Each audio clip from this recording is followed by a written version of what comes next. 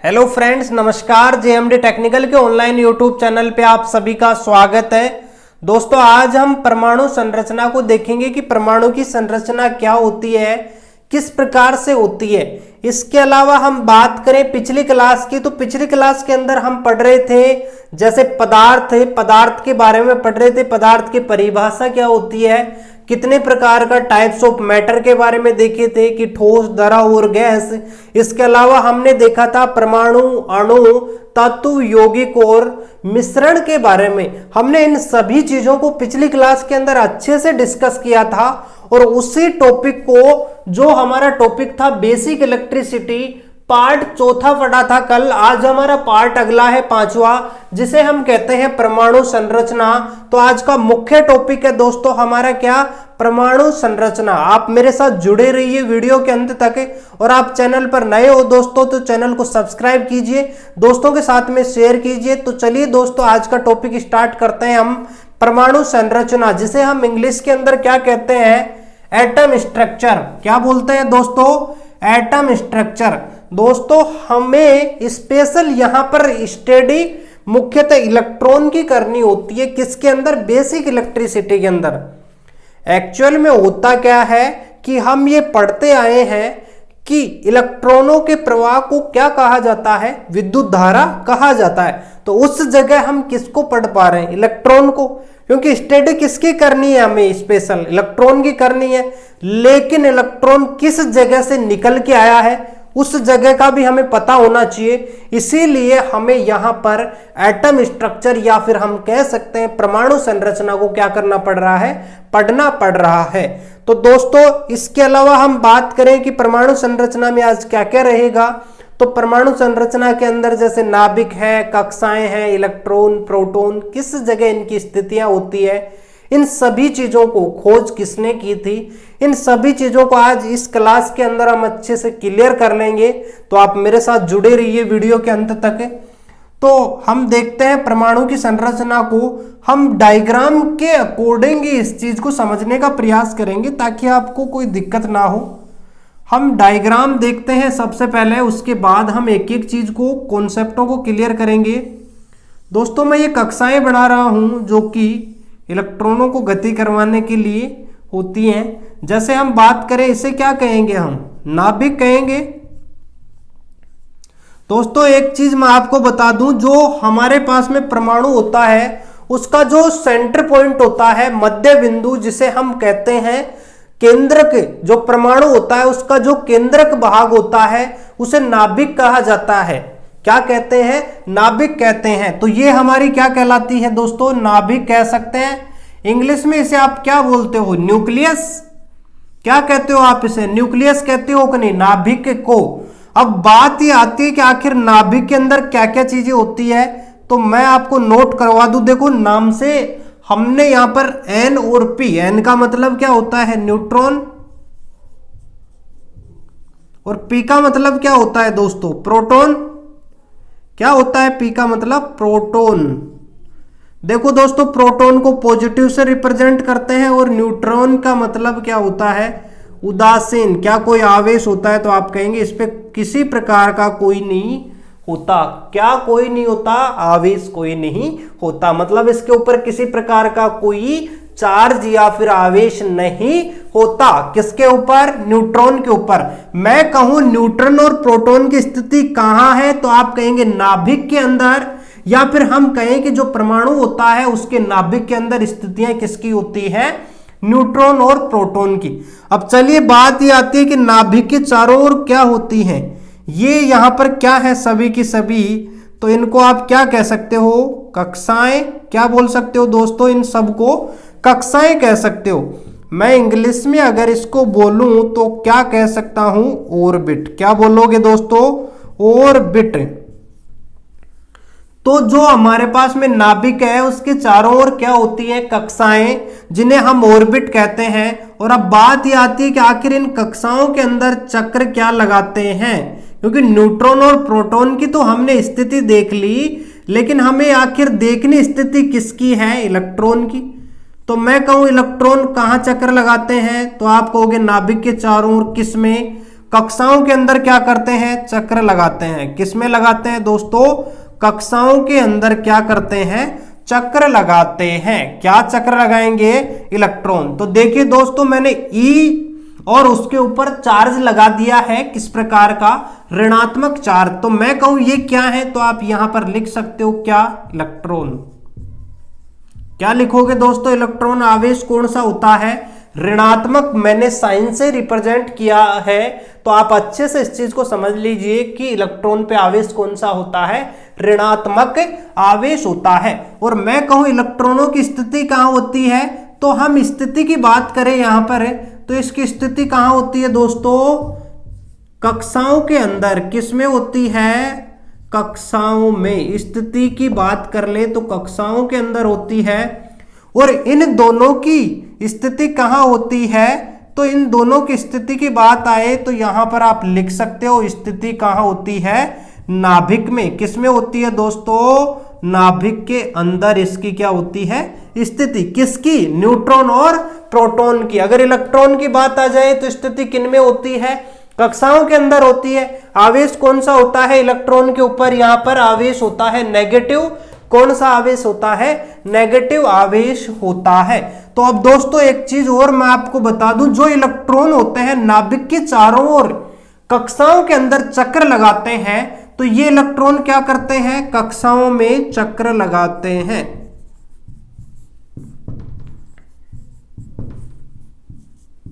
अब मैं आपको बता दूं, आखिर ये चक्र लगाते हैं तो इनकी कोई शेप, आकृति तो होगी ना कक्षाओं की। तो हम इस चीज को देखते हैं आखिर की आकृति कैसी होती है। तो दोस्तों आकृति किस प्रकार से होती है, तो मैं बता दूं आपको इनकी आकृति कैसी होती है, दीर्घवृत्ताकार। किस प्रकार की होगी, दीर्घवृत्ताकार, जिसे इंग्लिश में क्या बोल सकते हो, एलिप्स कह सकते हो। तो यहां देखिए आप, एलिप्स की आकृति कैसे होती है, इस तरीके से एलिप्स की आकृति होती है। तो हम बात करें जो हमारे पास में कक्षाएं होती हैं, उनकी अगर शेप्स की बात करें तो किस प्रकार की होती है, आकृति दीर्घवृत्ताकार होती है। और मैं कहूं इंग्लिश में आप क्या बोल सकते हो इसको, तो आप सीधा सा कह सकते हो क्या, एलिप्स कह सकते हो। और इसका ये क्या है, सिंबल या फिर रिप्रेजेंट किस प्रकार से किया जाता है, या फिर आकृति किस प्रकार की होती है, वो आप यहां पर अच्छे से देख सकते हो। यहां तक मैं उम्मीद करता हूं आपको किसी प्रकार का कोई कंफ्यूज नहीं हो रहा होगा। अब इसी के साथ अब हम देखते हैं, यहां पे ये इलेक्ट्रॉन है। तो अभी मैंने बोला कि जो नाभिक होती है उसके चारों ओर जो गोल गोल घूमते हैं इलेक्ट्रॉन, किसके अंदर घूमते हैं, कक्षाओं के अंदर। शेप कैसी होती है, बोले दीर्घवृत्ताकार होती है। अब ये चक्र लगा रहे हैं, तो क्या इनकी चक्र लगाने की कोई दिशा होती है, क्योंकि दिशा दो होती है। जैसे कोई चीज गोल गोल घूम रही है तो उसकी दो दिशाएं होती है, आपको पता है, एक तो घड़ी की दिशा में, एक घड़ी की विपरीत दिशा में। जिसे आप क्या कहते हो, देखो यहां पर क्या कहते हो आप, जो चक्कर लगाते हैं यहां पर, तो यहां पर जब ये घूमेंगे, चक्कर लगाएंगे, तो किस दिशा में लगाएंगे, तो आप यहां पर दिशा लिख सकते हो। इलेक्ट्रॉनों के चक्कर लगाने की दिशा एक तो हो सकती है क्लॉकवाइज। कैसी दिशा हो सकती है दोस्तों, क्लॉकवाइज, और एक होती है एंटी क्लॉकवाइज। अब कई के दिमाग में कंफ्यूज ये होता है कि जो यहां पर इलेक्ट्रॉन है क्या क्लॉकवाइज ही लगाएंगे। कईयों के दिमाग में कंफ्यूज ये होता है कि क्या एंटी क्लॉकवाइज लगाएंगे। कईयों के दिमाग में ये कंफ्यूज होता है क्या दोनों ही दिशाओं में चक्र लगा सकते हैं। तो दोस्तों आप इस चीज को अच्छे से ध्यान से नोट कर लीजिए माइंड के अंदर कि जो इलेक्ट्रॉन होते हैं वो दोनों दिशाओं के अंदर क्या करते हैं, चक्र लगा सकते हैं। ये फ्री है, इन पे किसी प्रकार का कोई दबाव नहीं है, ये इसमें ऐसा कोई बाउंड नहीं है, इन पे कोई पाबंदी नहीं है कि आप क्लॉकवाइज ही चक्र लगाओ। नहीं, कोई क्लॉकवाइज नहीं, एंटी क्लॉकवाइज भी लगा सकते हैं और क्लॉकवाइज भी क्या कर सकते हैं, चक्र लगा सकते हैं। तो यहां पर हम लिख सकते हैं दिशा कैसी होती है इनकी चक्र लगाने की, तो आप लिख सकते हो क्लॉकवाइज भी हो सकती है और एंटी क्लॉकवाइज भी हो सकती है। मर्जी के क्या होते हैं, ये मालिक होते हैं। और दोस्तों क्या होते हैं, ये मर्जी के मालिक होते हैं। तो यहां पर क्लॉकवाइज और एंटी क्लॉकवाइज। अब यहां तक अभी हमने देखा कि आखिर दिशा कैसी, क्लॉक, एंटी क्लॉक वाइज। एक बार मैं इस टॉपिक को आपको दोबारा से बता देता हूं ताकि आपको अच्छे से याद क्लियर हो जाए या याद हो जाए। उसके बाद हम इसी टॉपिक को आगे बढ़ाने का प्रयास करते हैं। मैं कहूं नाभिक, नाभिक जो होती है वो किसका सघन भाग होती है, तो आप कहोगे परमाणु का। मैं कहूं नाभिक में क्या क्या चीजें अवस्थित होती है, न्यूट्रॉन और प्रोटॉन। मैं कहूं न्यूट्रॉन प्रोटॉन की स्थिति कहां पे, तो आप सीधा कह सकते हो नाभिक के अंदर। मैं कहूं कक्षाएं होती हैं जो नाभिक के चारों ओर, उनके अंदर क्या होता है, बोले इलेक्ट्रॉन होता है। स्थिति कहां होती है इनकी कक्षाओं में।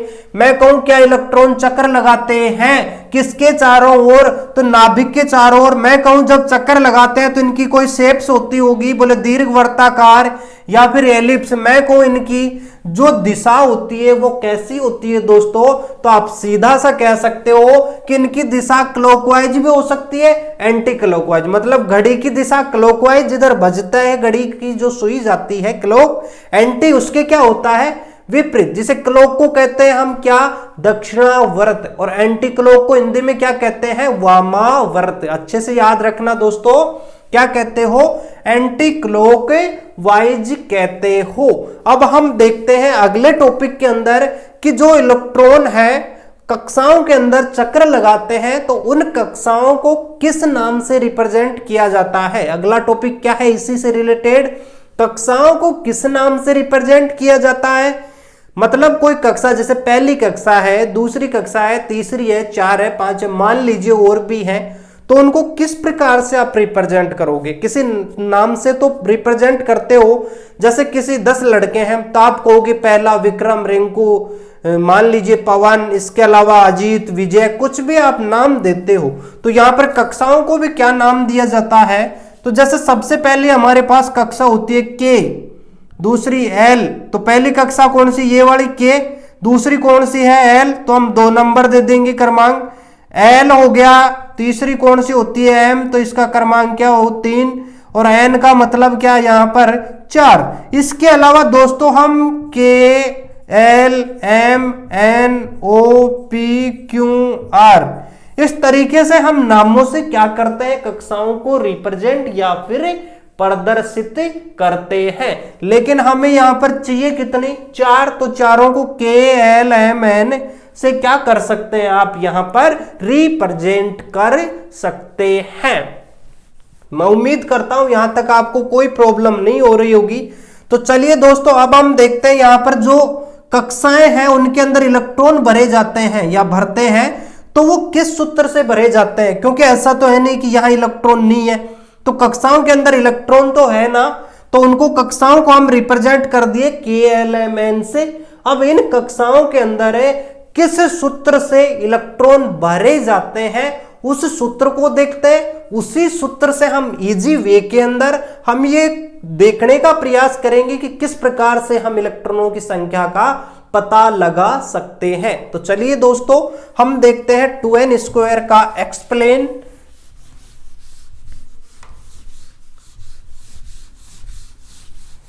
तो देखिए दोस्तों हम यहां पर जो सूत्र भरते हैं, जो सूत्र काम में लेते हैं इलेक्ट्रॉन भरने का, वो सूत्र होता है 2n²। कौन सा सूत्र होगा, 2n²।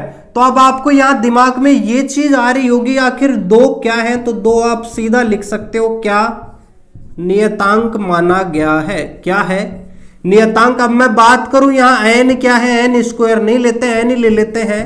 तो n क्या होता है यहां पर, कक्षा का क्या होता है दोस्तों, क्रमांक होता है।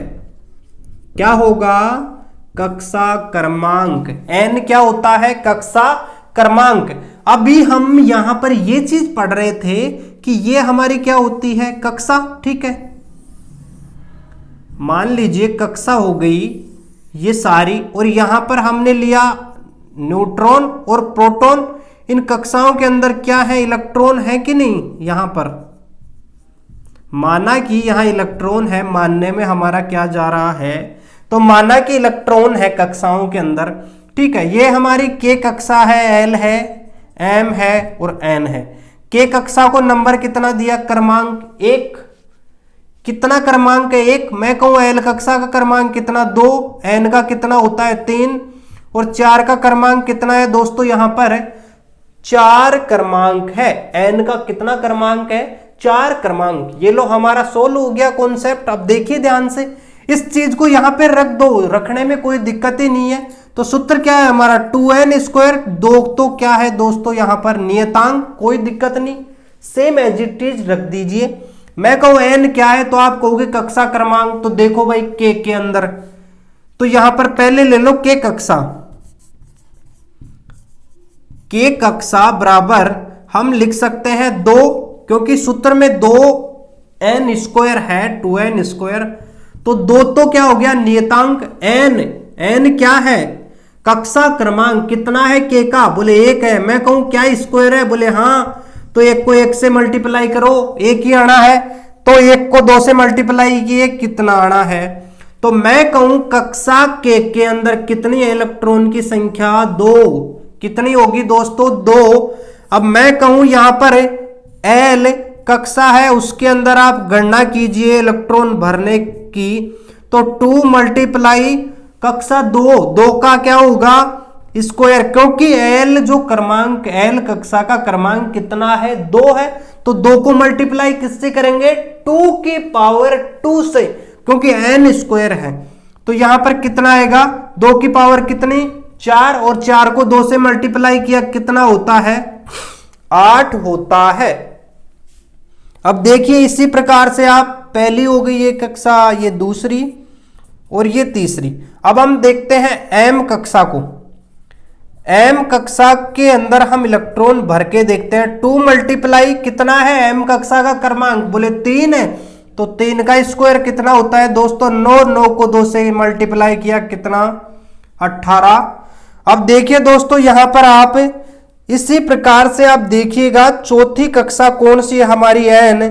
तो n कक्षा का भी हम इलेक्ट्रॉन भर सकते हैं। तो 2 मल्टीप्लाई 4, 4 का स्क्वायर कितना? 16। तो 16 को 2 से मल्टीप्लाई किया, कितना है यहां पर? 32 आ गया। कितना आया दोस्तों? 32 आ गया है।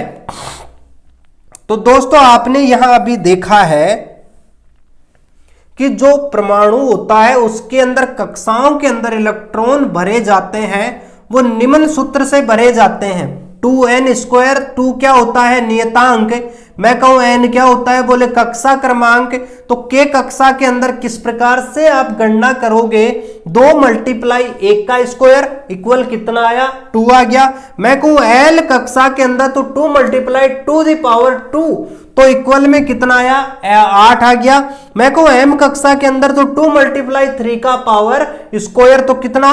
9। 9 को मल्टीप्लाई 2 से, तो कितना आया? 18 आया। और हम देखते हैं n कक्षा के अंदर 2 मल्टीप्लाई 4 का स्क्वायर कितना हो गया? 16। और 16 मल्टीप्लाई 2 किया तो कितना आया?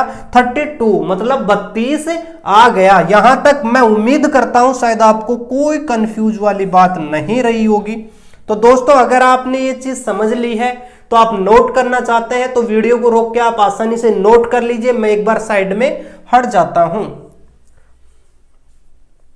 तो दोस्तों मैं उम्मीद करता हूं आपने रोक लिया होगा। अगर नहीं रोका तो रोक लीजिएगा वीडियो को, कोई जल्दबाजी नहीं है, आराम से छाप लीजिएगा। इसी के साथ अब हम अगला टॉपिक देखते हैं कि कक्षाओं के अंदर इलेक्ट्रॉन चक्र लगाते हैं, किस प्रकार से लगाते हैं अभी हमने बात कर ली। अब हम देखते हैं कि चालक, अर्धचालक और कुचालक की सिचुएशन कैसे क्रिएट होती है इस जगह।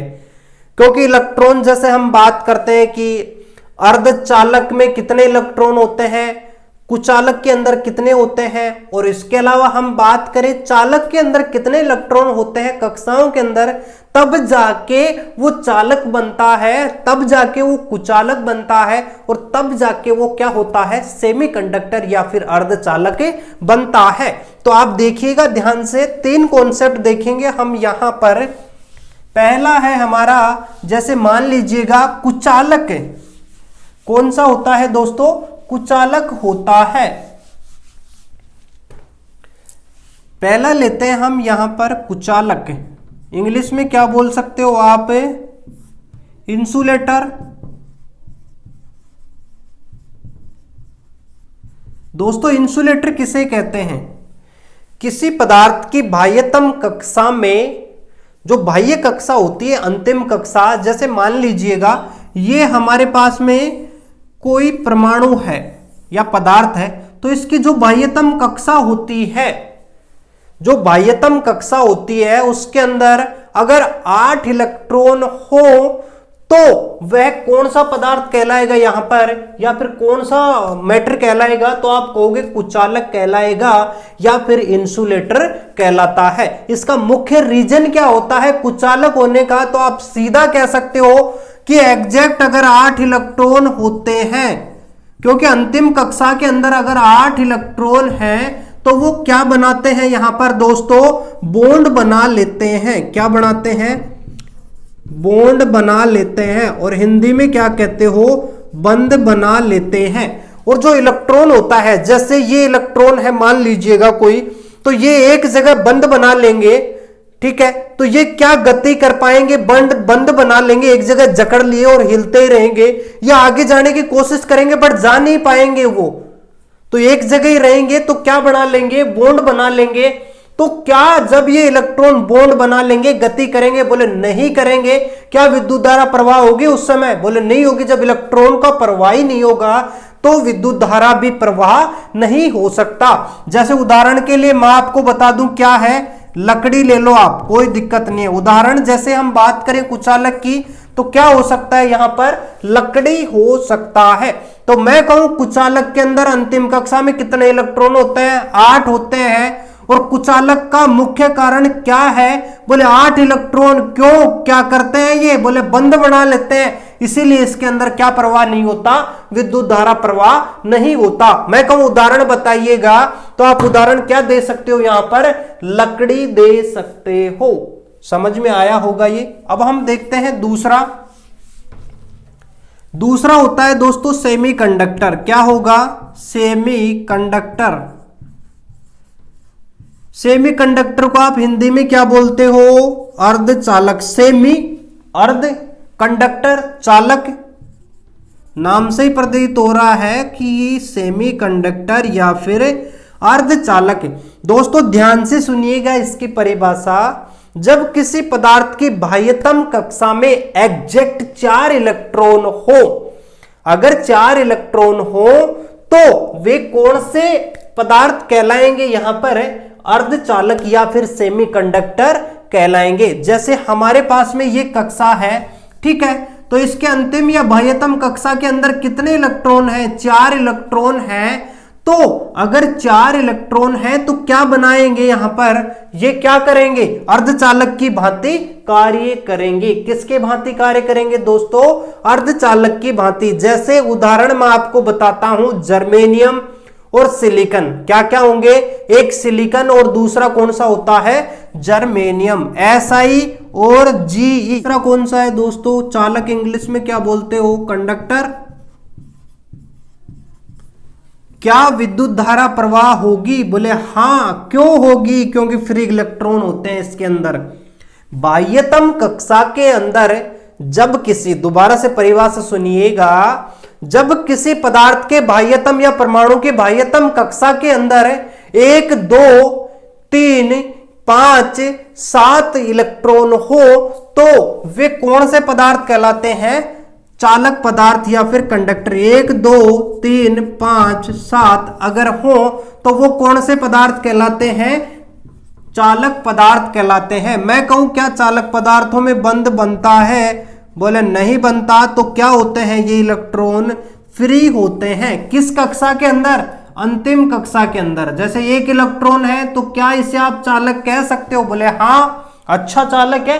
क्योंकि जब फ्री रहेगा इलेक्ट्रॉन, किसी की कोई पाबंदी नहीं है, अपनी मर्जी का मालिक है, तो जिधर मर्जी आएगा उधर ही क्या करेगा, घूमेगा।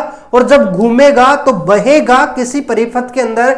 जैसे तार है उसमें इलेक्ट्रॉन है, तो इलेक्ट्रॉन क्या करेंगे, गति करेंगे या फिर फॉलो होंगे। जब फॉलो होंगे तो विद्युत धारा का प्रवाह होगा कि नहीं। और जिस तार के अंदर विद्युत धारा का प्रवाह होता है उसे क्या कहते हो आप, चालक या फिर कंडक्टर कहते हो। मैं उम्मीद करता हूं आपको यह चीज समझ में आई होगी। तो इससे के अलावा जैसे हम बात कर लेते हैं परमाणु क्रमांक, जैसे कॉपर उदाहरण है हमारा इसका, ठीक है। एग्जाम्पल क्या लिख सकते हो आप, कॉपर जिसे का जैसे परमाणु क्रमांक कितना होता है 29 होता है। जैसे हम इसके परमाणु क्रमांक की बात करते हैं तो इसका परमाणु क्रमांक कितना होता है दोस्तों, 29 होता है, या फिर कितना होता है, 29 होता है। तो ये चीज आपको तीनों चीजें अच्छे से क्लियर हो गई होंगी। तो मैं उम्मीद करता हूं कि अगला टॉपिक स्टार्ट करूं, आपको समझ में आ गया हो तो दोस्तों अब हम देखते हैं अगला टॉपिक की आखिर जो परमाणु है उसकी जो हमारे व्यास होता है, जैसे परमाणु का व्यास होता है तो उसे किस में मापा जाता है। जैसे नाभिक होती है उसका व्यास किस में मापा जाता है, तो ये चीज हमें देखना बहुत ही जरूरी है।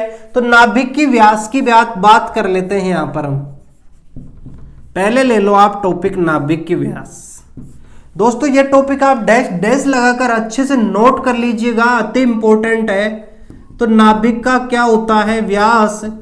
तो व्यास को, ये नाभिक का व्यास किसमें मापते हैं, तो आप कहोगे फर्मी मीटर के अंदर या फिर एंगस्ट्रोम में। बोले फर्मी मीटर के अंदर, फर्मी मीटर में किसमें मापते हैं दोस्तों, फर्मी मीटर में। अब मैं कहूं 1 फर्मी मीटर बराबर कितना होता है, 1 फर्मी मीटर बराबर कितना होता है, तो आप कहोगे सीधा कि 10 की पावर -15 मीटर होता है। कितना होगा दोस्तों, 10 की पावर -15 मीटर। अब दूसरी बात ये आती है, पहला तो हो गया नाभिक का व्यास। अब दूसरा यहां पर अभी हमने पढ़ा क्या, परमाणु। तो परमाणु का व्यास भी देख लेते हैं, लगे हाथ। परमाणु का व्यास किसमें होता है, बोले एंगस्ट्रोम में। किसमें होता है दोस्तों, एंगस्ट्रोम में। किसमें होगा, एंगस्ट्रोम के अंदर। अब मैं आपसे कहूं कि 1 एंगस्ट्रोम बराबर कितना होता है, 1 एंगस्ट्रोम बराबर कितना होता है, 10 की पावर -10 मीटर होता है। अब एक चीज आप मेरे को ये देख के बताइए कि यहां 10 की पावर -10 बड़ा है या फिर 10 की पावर -15 मीटर बड़ा है। तो 90% जवाब यही देंगे कि जो 10 की पावर -15 है वो क्या होती है, बड़ी होती है संख्या। नहीं नहीं नहीं नहीं, गलत बात। बड़ी क्या होती है, 10 की पावर -10, क्योंकि घातांक अगर बढ़ती जाती है संख्या छोटी होती जाती है। नोट कर लीजिए, ये दोबारा से बोलता हूं मैं एक बार, कि अगर इस माइनस के अंदर घातें बढ़ती हैं तो संख्या हमेशा छोटी होती है। अगर माइनस में घातें कम हो रही है तो संख्या क्या होती है, हमेशा बड़ी होती है। पहला कॉन्सेप्ट। दूसरा सुनिए ध्यान से, अगर प्लस के अंदर घातें हैं, जैसे 10 की पावर 5 है, मैं कहूं 10 की पावर 6 क्या बड़ी है, बोले हां। क्यों, क्योंकि प्लस के अंदर है। अब मैं कहूं 10 की पावर -15 और 10 की पावर -10, तो मैं कहूं इनमें से बड़ी कौन सी, 10 की पावर -10, क्योंकि घट रही है। किसके अंदर, माइनस के अंदर। अगर हम संख्या की बात करें, जो हमारे पास पावर होती है माइनस में बड़ी, तो संख्या हमेशा क्या होती है, जो हमारे पास कोई भी व्यास होता है वो कम होता है, और संख्या अगर माइनस में छोटी है तो क्या होता है, उसका व्यास अधिक होता है। उसका एग्जाम्पल मैंने नोट कर रखा है बोर्ड पे, आप अच्छे से इस चीज को समझ सकते हैं। तो ये चीज आपको अच्छे से समझ में आ गई होगी दोस्तों, किसी प्रकार का कोई कंफ्यूज नहीं रहा होगा। तो मैं उम्मीद करता हूं कि आज जो मैंने टॉपिक पढ़ाया आपको, वो शायद आपके दिल जहन तक या फिर आपके दिमाग में अच्छे से बैठने का प्रयास किया होगा। अगर नहीं बैठ पा रहा, कोई टेंशन नहीं है, वीडियो कहीं जाने वाला नहीं है। आप वीडियो को दोबारा से बैक करके एक बार और देखिए, आपको अच्छे से परमाणु की संरचना समझ में आ जाएगी। आज के लिए इतना ही काफी है दोस्तों, बाकी पढ़ने का प्रयास करेंगे नेक्स्ट क्लास के अंदर।